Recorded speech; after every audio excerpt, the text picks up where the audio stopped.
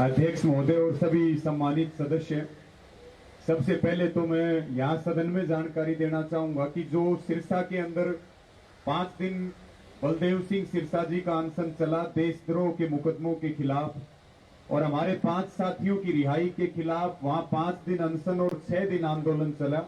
और ये आंदोलन की ताकत है कि सिरसा साहब का अनशन और वो पूरा आंदोलन सफल हुआ, आई गई। और हमारे सभी की जवाब देना चाहिए कि एमएसपी कितने प्रतिशत किसानों को मिलती है। एमएसपी ना मिलने के कारण हिंदुस्तान के किसानों को 45 लाख करोड़ रुपए का नुकसान हुआ। 10 लाख करोड़ रुपए सरकार, टोटल कुल कर्जा किसान के ऊपर 10 लाख करोड़ रुपए का है। मैं हरियाणा का अगर उदाहरण दूं, क्योंकि पंजाब और हरियाणा मंडी व्यवस्था में सबसे मजबूत है, इसीलिए आंदोलन की चिंगारी पंजाब और हरियाणा से उठी। हरियाणा में जो अभी गेहूं की खरीद हुई, इसमें 4 जिलों की मंडियों को तोड़ दिया गया। हमारे यहाँ कैथल है, जींद है, सोनीपत है और फतेहाबाद है। जबकि सरकार दावे कर रही है कि मंडियां मजबूत होंगी। हम हरियाणा में बीजेपी वालों को जाकर के दिखा सकते हैं कि 4 जिलों की मंडियों को बगैर कानून लागू हुए खा चुके हैं और वहां पर अडानी के साइलोज शुरू कर दिए गए हैं। यानी कि सीधे तौर पर अगर हम बात करें, जो मोदी जी का जब जिक्र आता था तब हम कहते थे कि भाई ये तो इसको कोई संतान नहीं है, परिवारवाद से बहुत परेशान है। आज हिंदुस्तान की जनता ये कह रही है कि मोदी जी अपने दत्तक पुत्रों का मोह छोड़ दो, अडानी अंबानी के लिए मोह छोड़ दो। ये पुत्र मोह आपको ले डूबेंगे, आरएसएस को ले डूबेंगे, बीजेपी को ले डूबेंगे। आपका सुपड़ा साफ हो जाएगा, आप इतिहास में चले जाएंगे, आपका कोई नाम लेने वाला नहीं रहेगा। अगर हम बात करें मैं अंत में, क्योंकि ये पूरी तरह से किसान बेचते वक्त मरेगा, ग्राहक खरीदते वक्त मरेगा, जमीनों के ऊपर कंपनियों के कब्जे हो जाएंगे, कोर्ट के दरवाजे हमारे लिए बंद हो जाएंगे, भूख का व्यापार होगा, रोटी तिजोरी में बंद होगी।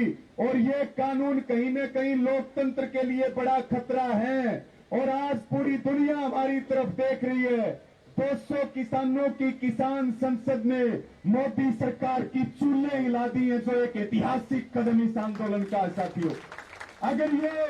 अगर यही किसान 2000 हुए, यही 20,000 हुए, यही 2 लाख हुए और यही 2 करोड़ हुए, तो हम देश के प्रधानमंत्री को बताना चाहते हैं, या तो कानून वापसी ले लीजिए, नहीं तो आंदोलन चलेगा, लेकिन आपकी सरकार सत्ता में नहीं रहेगी। ये लिख करके ले लीजिए, आप प्रधानमंत्री नहीं रहेंगे इस देश के, ये तख्त उजड़ जाएंगे।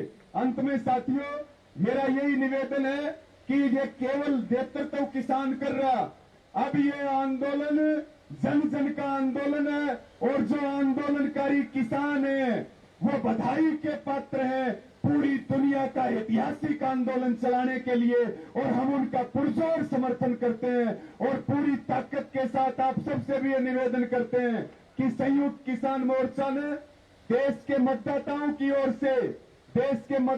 की ओर से पीपल्स व्हिप जारी किया है। जो सदन का सदस्य है, ये बात संसद कान खोल करके सुन ले। अगर हम संसद बनाना जानते हैं तो संसद बिगाड़ना भी जानते हैं। हम सांसद बनाना जानते हैं तो कुर्सियों से उतार करके मिट्टी में मिलाना भी जानते हैं। ये देश की जनता, हम इस देश के मालिक हैं। तो मेरा निवेदन है, सदन के सभी सदस्य सदन के किसान आंदोलन का समर्थन करें। और जब तक सदन को ना चलने दें, जब तक 3 काले कानूनों की वापसी ना हो और एमएसपी के कानून पर बात ना हो, जो सांसद हमारा समर्थन नहीं करेगा वो दोबारा कभी इस बड़ी पंचायत की चौखट का दरवाजा नहीं देख पाएगा। वो हमारे से एफिडेविट लिखवा करके ले ले। बहुत बहुत धन्यवाद। और मैं अंत में स्पीकर महोदय का और जो हमारे शहीद किसान हैं, मैं विशेष रूप से उनको नमन करता हूं। और एक अंतिम लाइन ये बोलना चाहता हूं, हमें खालिस्तानी से लेकर के मवाली तक कहा गया है। हम इस देश के अन्नदाता हैं। मोदी जी और बीजेपी वालों, कान खोल करके सुन लो, इनका भी पक्ष जान लेते हैं। ये क्या इन कानूनों के बारे में कहते हैं, एपीएमसी मंडियां जो एक्ट बनाया इन्होंने, इनके बारे में ये भी अपना बयान करे कि इन्होंने क्यों किसानों पर ये कानून थोपा।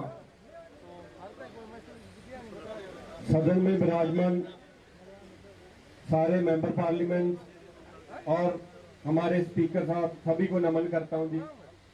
बताना चाहता हूं एपीएमसी क्यों लेके आए, क्योंकि कभी आप तो गए नहीं होंगे अमेरिका। अमेरिका ने आज से 70 साल पहले एपीएमसी वहां पे अबॉलिश की थी। वहां पे कॉन्ट्रैक्ट फार्मिंग आई थी, वहां पे किसान खुशहाल हो गया। किसानी जो किसान पहले जिसके पास 2, 4, 10 एकड़ थे, आज वहां पे सिर्फ वही किसान है जिसके पास 400 या 500 एकड़ है। अगर ऐसे कानून लेके आएंगे तो आपको खुशहाली की तरफ हम लेके जाएंगे। दूसरी बात, पहले मेरी बात सुनिए। जो कॉन्ट्रैक्ट एपी ओपन मंडी, अगर ओपन मंडी होगी, बात सुनने का,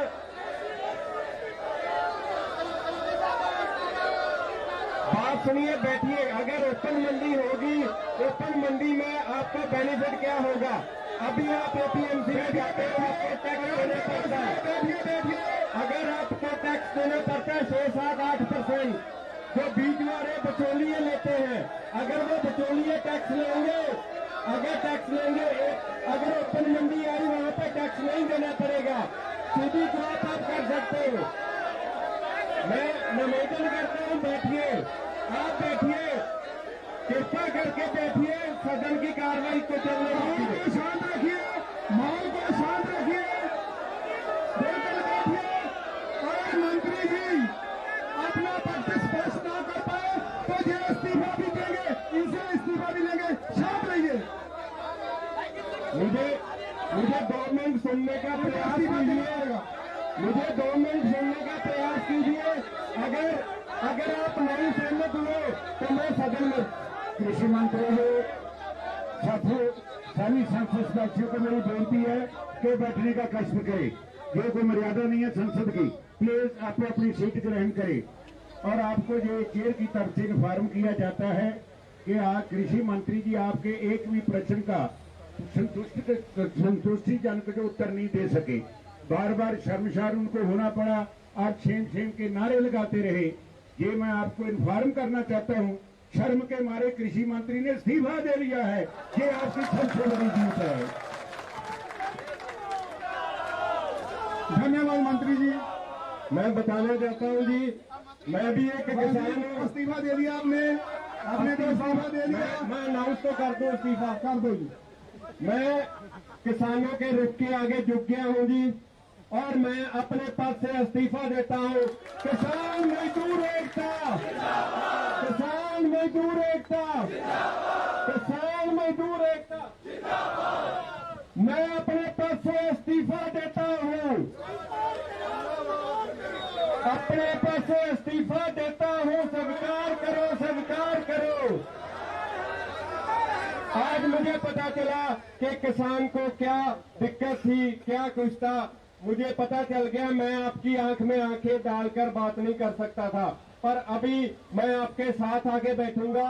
मैं भी एक किसान का बेटा हूं, इस्तीफा दे रहा हूं आपसे अपने पद से। धन्यवाद। धन्यवाद। कृषि मंत्री जी ने इस्तीफा दे दिया। किसानों के हक में उनके साथ बैठ गए। 11 बार चर्चा हुई थी विज्ञान भवन में, और इसी कृषि मंत्री जी ने बोला था कानूनों में हम शोध कर देते हैं, इनको रिपील नहीं करेंगे। तो अब इनको रिपील भी करने पड़ेंगे। किसानों की ताकत के आगे इनको झुकना पड़ा, सरकार भी झुकेगी।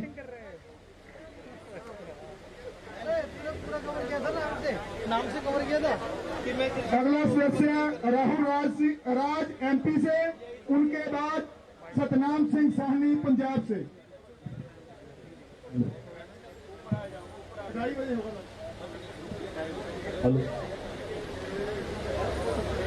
माननीय सभापति जी, मुझे सदन देने के लिए मैं आपका आभारी हूँ। आपके माध्यम से माननीय अध्यक्ष महोदय, मैं सदन के सामने कुछ बात रखना चाहता हूँ। अध्यक्ष जी, मैं आपका संरक्षण, कृषि कानून लागू हुए उसके महीने भर के अंदर हमारे प्रदेश के मुख्यमंत्री शिवराज सिंह चौहान ने मॉडल एक्ट मंडी का बना दिया। उसके बाद मध्य प्रदेश की 70% मंडियां जैसे कहते हैं कि वेंटिलेटर पे चली जाती है, उस पर चली गई, क्योंकि ये बात उसमें साफ साफ लिखी थी कि प्राइवेट मंडी में कोई टैक्स नहीं लगेगा और सरकारी मंडी में टैक्स लगेगा। तो सारे व्यापारी अपने हिसाब से, क्योंकि आधार कार्ड हो, पैन कार्ड हो, खरीदी चालू हो गई और सरकारी मंडी को कोई टैक्स नहीं मिला। नतीजा ये था माननीय अध्यक्ष जी कि कृषि विभाग के जो कर्मचारी मंडी के होते हैं उनको सड़कों पर उतरना पड़ा, क्योंकि कृषि मंडी में जो टैक्स आता है उसके माध्यम से उन व्यापार कर्मचारियों को तनख्वाह मिलती है।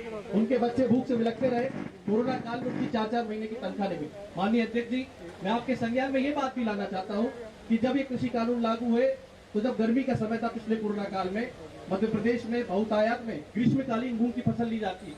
एक दाना ग्रीष्मकालीन मूंग का सरकारी समर्थन मूल्य पर नहीं खरीदा गया, मक्का का एक दाना सरकारी समर्थन मूल्य पर नहीं खरीदा गया। इसके कारण माननीय अध्यक्ष जी मध्य प्रदेश के किसानों को कोरोना काल में बहुत घाटा हुआ। इसके बाद माननीय अध्यक्ष जी, ये बात भी किसी से छुपी नहीं है कि मध्य प्रदेश में समर्थन मूल्य पे अगर गेहूं की खरीदी ना हो तो उसके अतिरिक्त कहीं भी समर्थन मूल्य पे कोई व्यापारी नहीं खरीदता है। व्यापारी सारे मिलकर गैंग बना लेते हैं, सभी भाई भतीजा होते हैं, एक दूसरे के रिश्तेदार होते हैं, अपने बच्चे बीवियों के नाम पर रजिस्ट्रेशन करा लेते हैं और मिलकर जब खरीदने जाते हैं तो पहले से मन बना के आते हैं कि आज की बोली यहाँ से तय होगी। हमने कई बार माननीय अध्यक्ष जी मुख्यमंत्री को यह संज्ञान में लाया कि सदन जो समर्थन मूल्य की तय सीमा है जो आपने तय करी है, बोली उससे चालू, मंडी में बोली समर्थन मूल्य से चालू नहीं होती। बहुत बड़ा राज्य है सोयाबीन उत्पादन में।